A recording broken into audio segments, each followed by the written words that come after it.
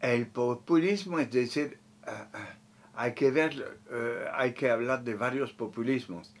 Hay la ola de populismo de los años 40, 50, peronismo, a veces unos hablan del fenómeno de Vargas, del getulismo en Brasil como populismo, lo ha sido, pero en los años 50, y ha habido el caso de varios otros países de América Latina. En ese caso, eso viene, me parece, más que todo de la rigidez del sistema político en un momento dado, después de la guerra, en un momento en el cual las tensiones sociales que vienen de los años 30, de la crisis del año 29, que vienen de los años de la Segunda Guerra Mundial, se manifiestan de manera abierta. Así que hay populismos en muchos casos, es decir, es la manera como se rompe en muchos casos con la regla oligárquica, el poder tradicional.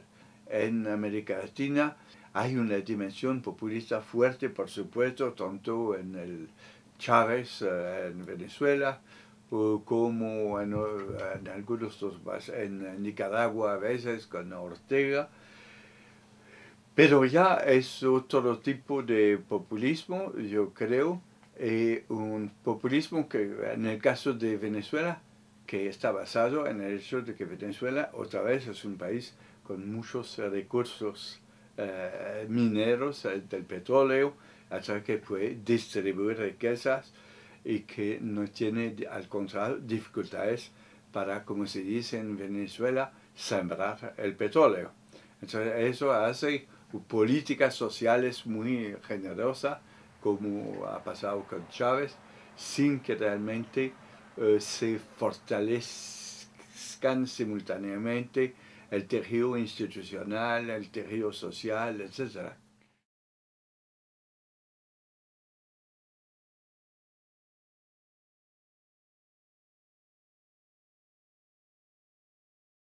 También un conjunto de factores tanto políticos como socioeconómicos. Digamos, en el momento hay países como Argentina, a pesar de la señora Kirchner, que quedan en una situación a veces sumamente delicada de improvisación política, de creación, precisamente de uso de un populismo un poco barato. Uno no sabe muy bien a dónde va esto. Lo otro es que en el momento de América Latina da la impresión de ir bastante bien desde el punto de vista económico. Tiene una tasa de crecimiento mucho más al conjunto, mucho más alta que no solo que Europa, sino que muchos otros países. Y se habla de Brasil como el país, el nuevo milagro. Ahora, de cierta manera, el desarrollo de estos países está basado en muchos casos nuevamente en la exportación de productos primarios y más que todo de productos primarios a China. Para el conjunto de América Latina, la exportación de productos agrarios o mineros hacia China se ha vuelto una dimensión fundamental. Otra vez se plantea la pregunta, en primer lugar, siempre cuando, más que todo, el ingreso de los países está basado sobre exportaciones primarias. ¿Hasta qué punto los países tienen capacidad o no de sembrar esos recursos?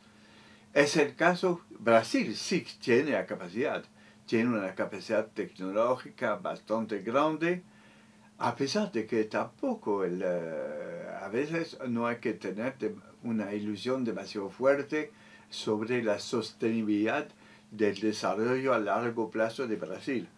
Pero con mayor razón, para otros países la cosa se vuelve más dudosa y es posible que en un momento dado, si la capacidad del crecimiento chino baja, también las exportaciones de América Latina estén sufriendo una crisis bastante fuerte.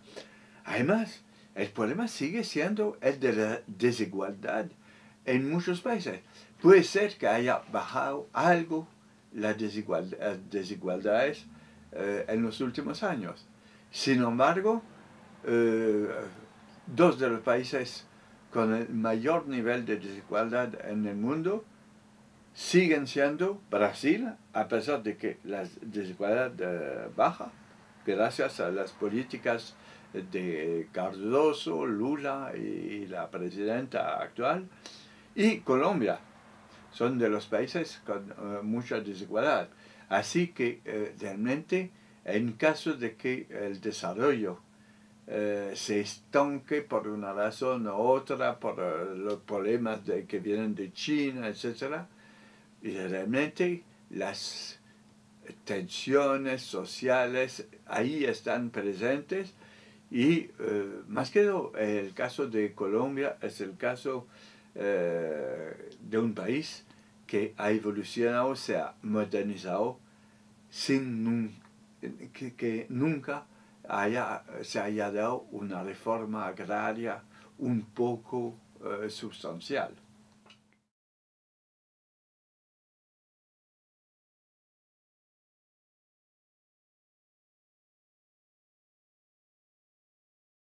A mí me parece que hablar de neoliberalismo como factor es referirse a un factor demasiado general. El conjunto del mundo se ha neoliberalizado. El conjunto. O sea, se puede criticar, se puede lamentar, pero ahí están las cosas. Todas las economías están abiertas en el mundo. América se sostiene a base de sus exportaciones. Entonces, neoliberalismo, sí, pero así se ha dado un nuevo estilo de desarrollo basado en esa apertura comercial, de la cual se han aprovechado bastante varios países del mundo, como se dice, Asia y América Latina, a pesar de eso.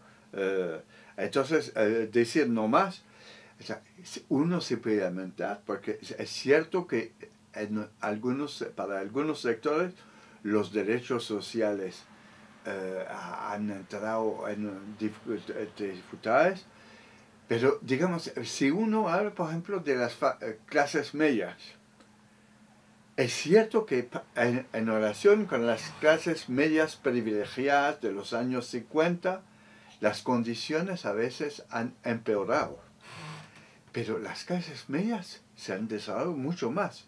Entonces, que en el momento, en el conjunto de América Latina, hay clases medias que tienen ingresos más o menos substanciales, que viven con un consumo bastante fuerte, que no tiene nada que ver con el nivel de consumo que tenían hace 40 años. Así que hablar de neoliberalismo, sin más, me parece muy complicado para explicar los niveles de violencia. Si uno mira el conjunto de los países del mundo, países como los países más neoliberales, Inglaterra,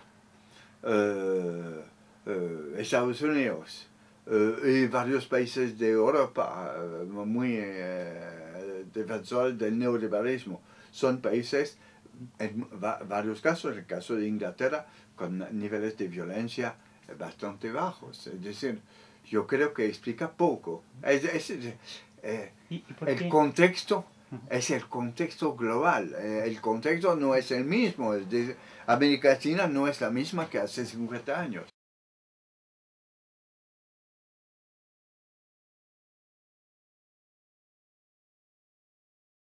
Creo que cada país tiene su problema de su explicación en parte de los fenómenos de violencia. Colombia tiene sus fuentes de violencia. Yo creo que es una tarea de largo alcance, pero que al menos eh, la presencia institucional en el conjunto del territorio, el control sobre las fuerzas de policía, etc. El espíritu de los ciudadanos, es decir, el hecho, el funcionamiento de la justicia, factor fundamental. Es decir, se decía que en Colombia, hasta hace 10 años, un 5% de los casos llegaban a una etapa de juicio. Es decir, la impunidad, y es el caso en muchos países de América Central, en Venezuela y en todos los países. Es decir, el fortalecimiento de los aparatos civiles encargados de mantener el control sobre la seguridad me parece fundamental.